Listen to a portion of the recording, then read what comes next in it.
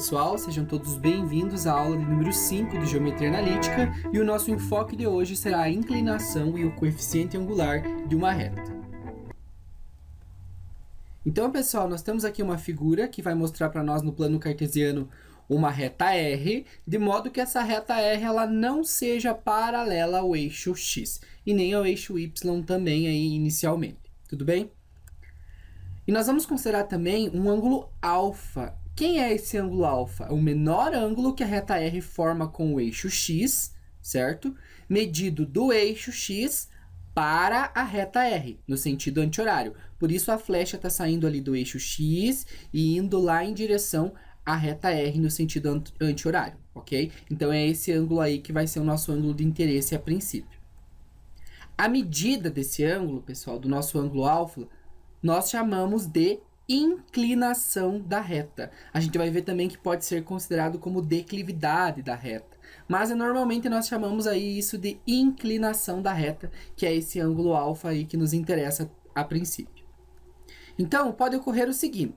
Esse ângulo alfa, pessoal, ele pode variar entre 0 e 90 graus, ok? Pode ser maior que 0 e menor que 90 graus, como na situação que está ilustrado aí para vocês.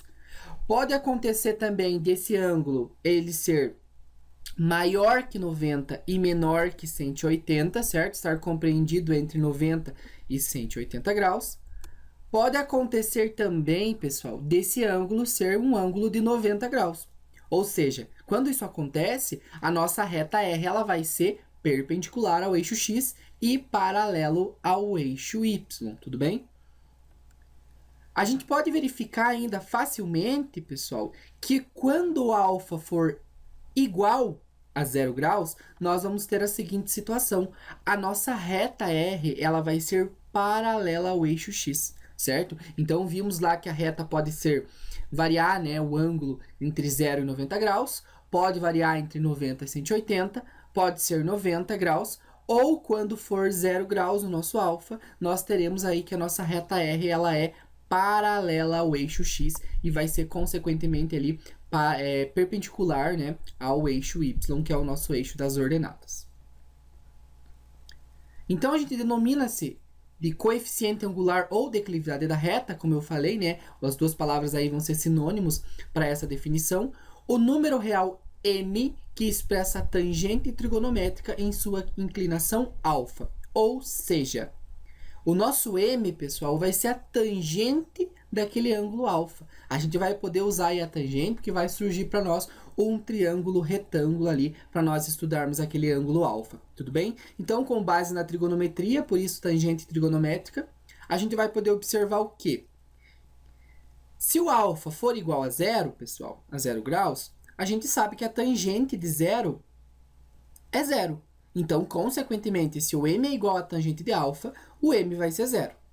Segunda situação, se o alfa estiver variando entre 0 e 90 graus. Nesse intervalo, pessoal, a tangente ela é maior que 0. Se a gente pensar na função tangente, ela é uma função crescente nesse intervalo, ok? De 0 a π sobre 2, que é de 0 a 90 graus. Então, a tangente de alfa sendo maior que 0, obviamente, o valor do nosso m também vai ser maior que 0. Lembrando, pessoal, o nosso m é o nosso coeficiente angular, que nós já colocamos ali em cima para vocês. Caso esse ângulo varie entre 90 e 180 graus, pessoal, a tangente vai ser menor que 0. Porque nesse intervalo de π sobre 2 a π, nós sabemos que a função tangente ela é decrescente, né? E ainda ela é um valor menor que 0, é um valor negativo. Ou seja, se a tangente desse alfa é menor que 0, consequentemente o valor do nosso m, que é o nosso coeficiente angular, também vai ser menor que 0. E se a reta for perpendicular ao eixo X, significa que o nosso alfa é 90 graus. Mas se vocês lembrarem lá do círculo trigonométrico, a gente sabe que a tangente não é definida para 90 graus e todos os arcos côngruos a 90 graus, certo? Então, se a tangente não é definida quando o alfa é 90 graus, obviamente o valor de m, que é o nosso coeficiente angular, também não vai ser definido, ok? Então, nós podemos determinar o coeficiente angular de uma reta que passa por dois pontos, um ponto A de coordenadas genéricas x1 e y1 e um ponto B de coordenadas genéricas x2 e y2, que é o que nós temos aqui na ilustração do plano cartesiano abaixo para vocês. Nós vamos considerar aí um ponto C auxiliar, só para a gente ver com clareza o triângulo que nos interessa, ok? Nós temos, pessoal, o ângulo alfa. Olhem ali, ó, o ângulo alfa que essa reta faz com o eixo x, certo? É o mesmo ângulo que existe ali no vértice A daquele triângulo ABC. Nós já vimos isso porque esses dois ângulos são congruentes lá na nossa aula de distância entre dois pontos, ok? E nós podemos concluir também que esses dois triângulos que aparecem aí para nós são triângulos retângulos, ou seja, tem um ângulo reto. Tudo bem? Então, como eu falei, o triângulo ABC ele é retângulo, é reto em C, e dessa forma nós lembramos lá da trigonometria que a tangente de um ângulo pode ser expressada pela razão entre o cateto oposto e o cateto adjacente em relação a esse ângulo que nós estamos considerando, certo? O cateto oposto ao ângulo alfa é a distância do ponto C ao ponto B, que está ali no numerador da fração para vocês. E o cateto adjacente é a distância do ponto A ao ponto C. Mas eu posso substituir ainda, né? Então, aqui o cateto oposto e o cateto adjacente. O cateto oposto nada mais é que a diferença das ordenadas, y2 menos y1, enquanto o cateto adjacente é a diferença das abscissas, x2 menos x1. Tudo bem?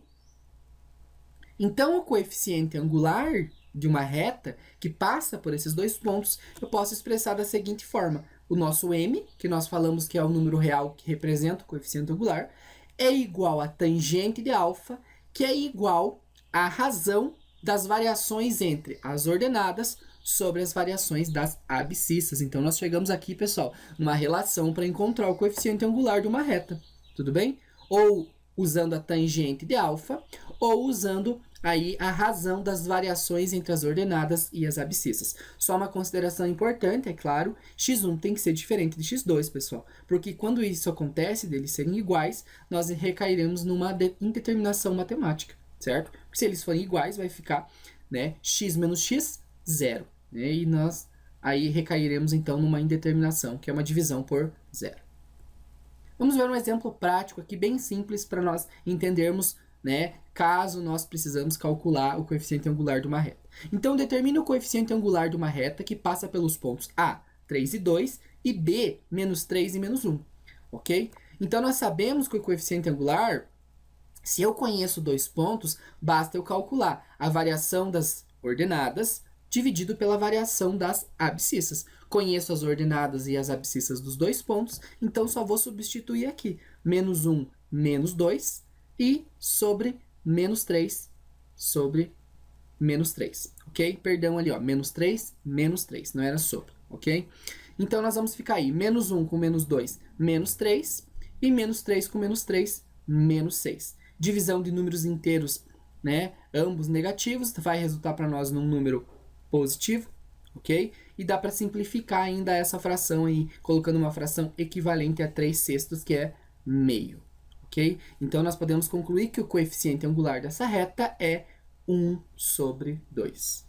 Um outro exemplo aqui, pessoal, exemplo 2. Determine o coeficiente angular da reta que passa pelos pontos P, 3 e 2, e Q, 3 e menos 2, e faça seu gráfico cartesiano. Então, mesmo caso ali inicialmente do exemplo anterior, nós já sabemos que o coeficiente angular é dado pela variação ali das ordenadas dividido pela variação das abscissas.